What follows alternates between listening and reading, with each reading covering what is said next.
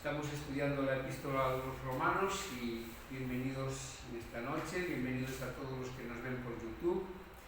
Estamos en el capítulo 13 de Romanos, vamos a leer los versículos 3 al 8, así que primero vamos a poner este tiempo en manos del Señor y avanzamos con el estudio.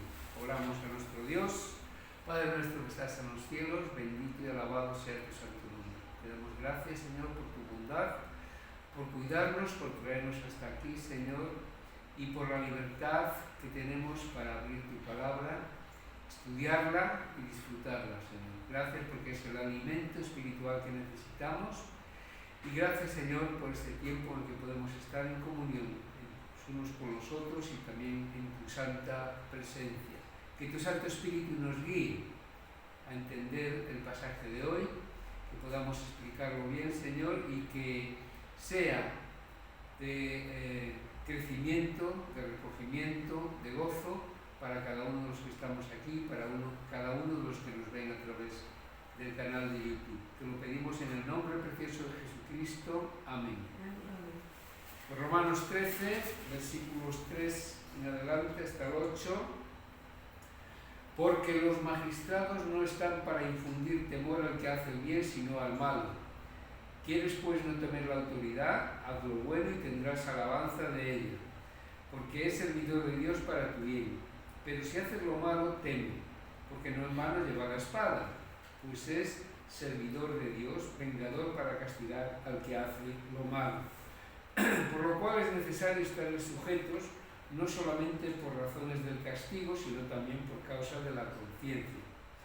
Pues por esto pagáis también los tributos, porque son servidores de Dios que atienden continuamente a esto mismo.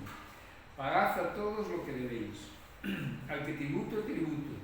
Al que impuesto, impuesto. Al que respeto, respeto. Al que honra, honra. No debáis a nadie nada, sino el amaros unos a otros, porque el que ama al prójimo ha cumplido la ley. Hasta aquí la lectura del pasaje de hoy. Y recordando un poco lo que ha sido este capítulo 13, lo que llevamos hasta aquí, en los primeros versículos de este capítulo hemos estado hablando sobre la responsabilidad del cristiano para con los gobernantes, son las autoridades, ¿no?, del Estado. Y ahora Pablo habla de la responsabilidad del Estado para con sus ciudadanos. Habla de sus funciones y sus propósitos. Los versículos 3 y 4 dicen que las autoridades no están puestas para infundir temor al que hace lo bueno. Lo dice claramente y además es lo lógico, ¿no? En la teoría deberían de favorecer al que obra correctamente, eso es lo normal, al que se porta educadamente o al que cuida de cumplir con las leyes. Otra cosa es que lo haga, eso es otra cosa. Para los cristianos sabemos por la Biblia que Dios es el que recompensa al bueno y castiga al malo. Lo ideal sería que las autoridades que reciben esa función delegada de parte de Dios deberían de actuar con justicia y con equilibrio. De hecho, deberían de ser modelo en ese sentido de equidad, ¿no? Deberían de ejercer esas funciones siguiendo el ejemplo perfecto de Dios, ¿no? Básicamente, el ejercicio de la autoridad sirve para controlar las malas acciones de los hombres y lo hacen posiblemente por temor a la justicia. Llama la atención el versículo 4 que asegura que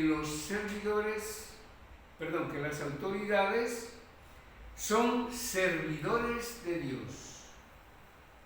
¿Por porque es servidor de Dios para tu bien. ¿Son servidores de Dios o deberían de ser servidores de Dios para ayudar a hacer lo que es bueno y a controlar y corregir lo que es malo? De hecho, el Señor pide oración para que las autoridades cumplan con su cometido.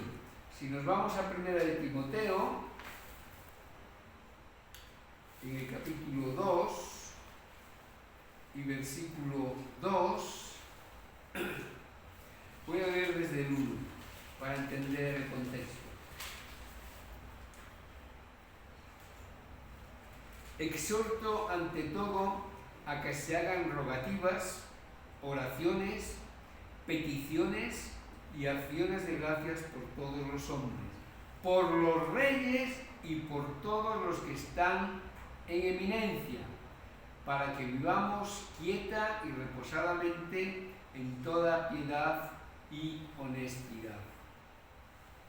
En el versículo 4 del pasaje que estamos viendo hoy, Pablo dice que las autoridades llevan espada, porque no en vano lleva la espada.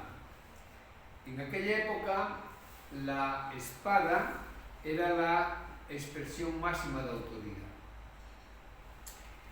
Podía llegar incluso a referirse a la pena de muerte. Hoy me imagino que es la pistola, ¿no? Se suele decir arma, no se suele especificar. Las autoridades tienen permiso para llevar arma. De hecho, si las autoridades no tuviesen ese permiso, tal vez sería dificilísimo controlar el mal en este mundo. La gente que está a favor de las anarquías está a favor del caos y del descontrol. Y eso no tiene nada que ver con el equilibrio que enseña la palabra de Dios, especialmente en el Nuevo Testamento.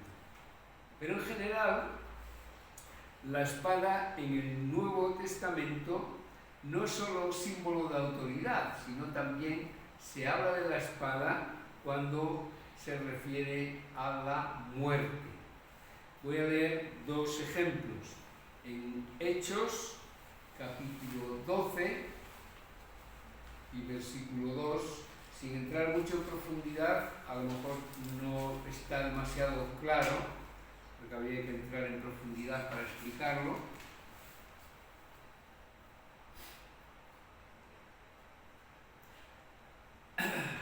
Aquí está hablando de la persecución que ya empezaba a haber en la iglesia.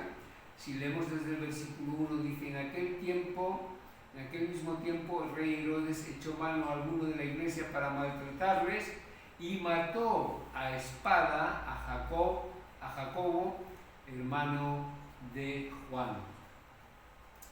Y en Apocalipsis, capítulo 3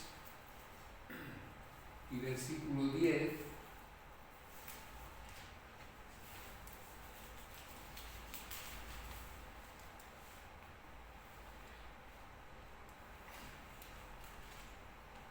capítulo 13, versículo 10.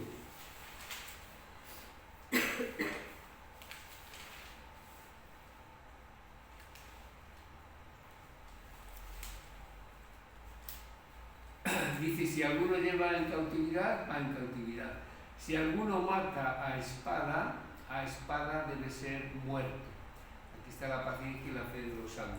Pero si fijáis, la expresión de la espada, la referencia a la espada, siempre va relacionada a situaciones de muerte. Son dos ejemplos, podríamos tener muchos más ejemplos del Nuevo Testamento, porque sale mucho la espada como símbolo de muerte. Aquí en el caso que estamos viendo, la espada, como digo, es más bien símbolo de autoridad, aunque la pena de muerte estaba autorizada, en aquellos tiempos, y cuando se hablaba de espada ya se hablaba de lo mismo, ¿no? Y es curioso también este versículo 4, porque en la última parte del versículo retoma el tema de la venganza personal que ya hemos visto en el capítulo 12. Aquí dice que estos servidores, en principio deberían de ser servidores de Dios, que es la autoridad,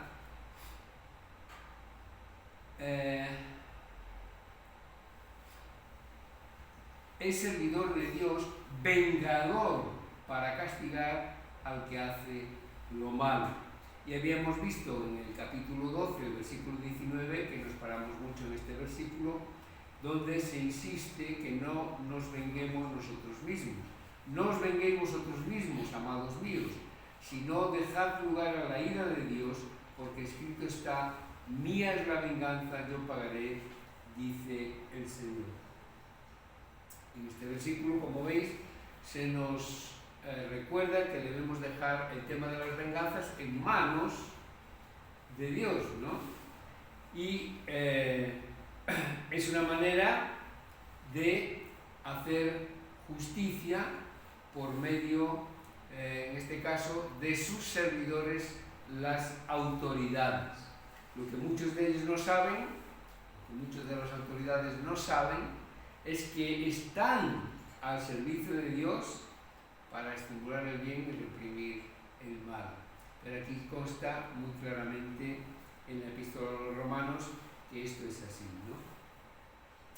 Evidentemente la primera pregunta que nos sale es: ¿son las autoridades competentes para regular los criterios que definen los parámetros sobre el bien y el mal?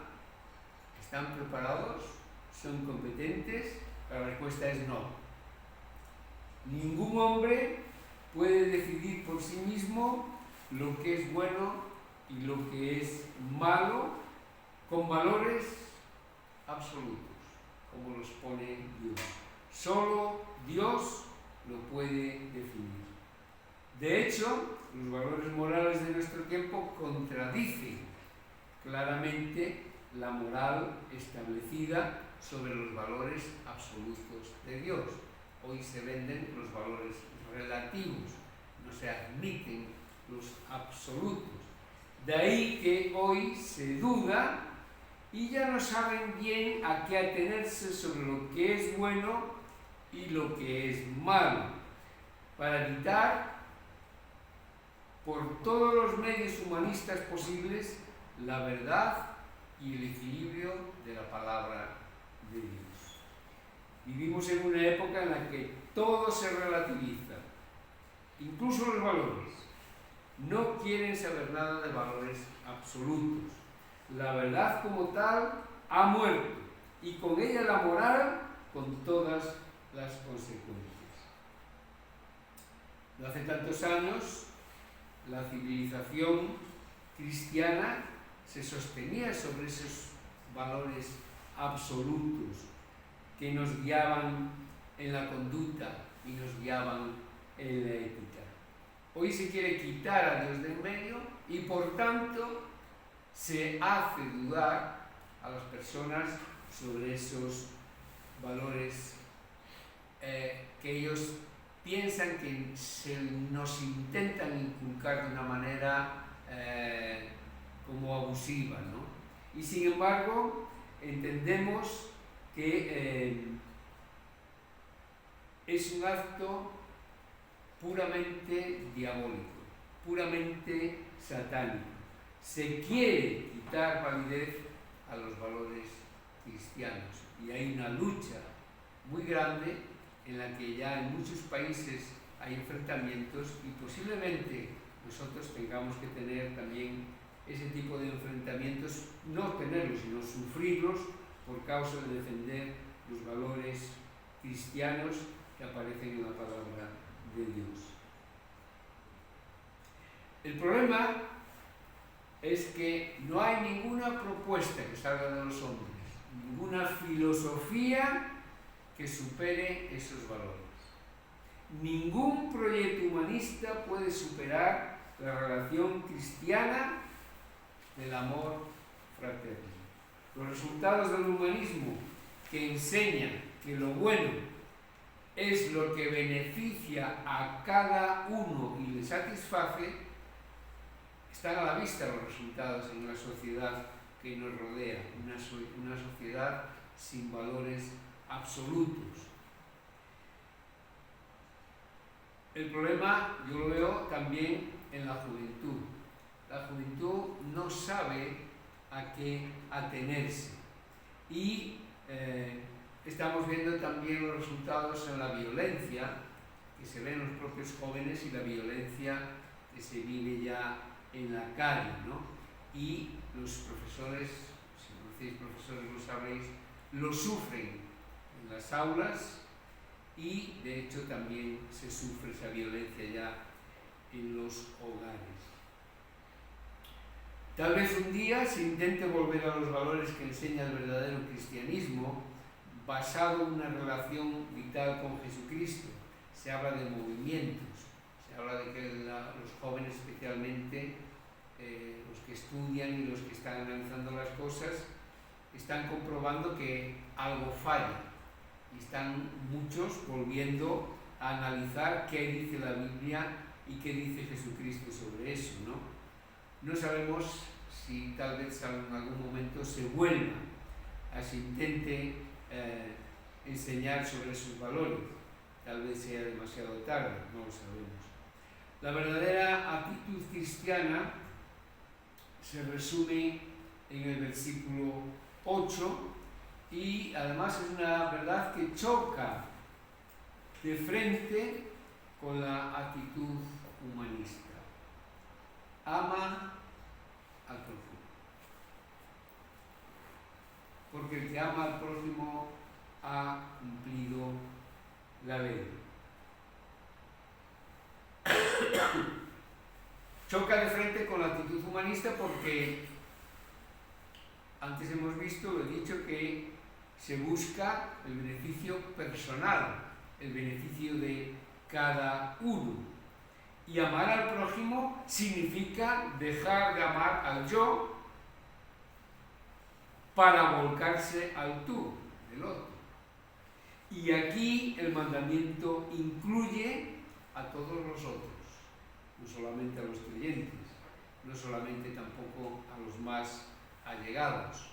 Todos recordamos las palabras de Jesús en el Sermón del Monte, en Mateo capítulo 5, versículo 44, mirarlo, son palabras bien conocidas, cuando decía: yo os digo, amad, y aquí está el contraste, ¿no? Amad a vuestros enemigos, bendecid a los que os maldicen, haced bien a los que os aborrecen, y orad por los que os ultrajan y os persiguen. Este mandamiento encierra una actitud cristiana tan completa que por eso afirma Pablo en Romanos, ha cumplido la ley. El amar al prójimo desinteresadamente engloba todos los comportamientos mencionados de los versículos 5 al 8. Cuando amamos al prójimo, cumplimos la ley porque todos sus preceptos se resumen en el amor. Amar desinteresadamente nos lleva a cumplir con nuestras obligaciones en todo. En cuanto a pagar los impuestos, versículo 7, nos lleva a no deber nada a nadie, versículo 8, nos lleva a no buscar nuestro propio bien, sino el del otro, como dice 1 Corintios capítulo 10, versículo 24. Ninguno busque su propio bien, sino el del otro. Cuando digamos a nuestras autoridades predicar, ninguno busque su propio bien, sino el del otro, diremos algo que está sucediendo, ¿no? El amor verdadero que Dios deposita en el corazón de todo cristiano soluciona todo problema de relación entre personas y nos lleva a cumplir las leyes divinas y humanas de manera que cumplimos con nuestros deberes y obligaciones que aquí se mencionan en la sociedad, que nos toque vivir siguiendo los valores absolutos que nos llegan a través de la Biblia. El amor es el mandamiento de Jesús para nosotros y al mismo tiempo aquello que nos identifica como verdaderos cristianos en el mundo, como dice Juan, capítulo 13, versículo 34. También textos conocidos. Juan 13, 34 y 35. Un mandamiento nuevo os doy, que os améis unos a otros como yo os he amado, que también os améis unos a otros. En esto conocerán todos que sois mis discípulos, si tuviereis amor los unos con los otros. Nos identifica como cristianos, como seguidores de Jesús en el mundo, cuando vean que tenemos amor puro, amor sincero de los unos para con los otros. Amén.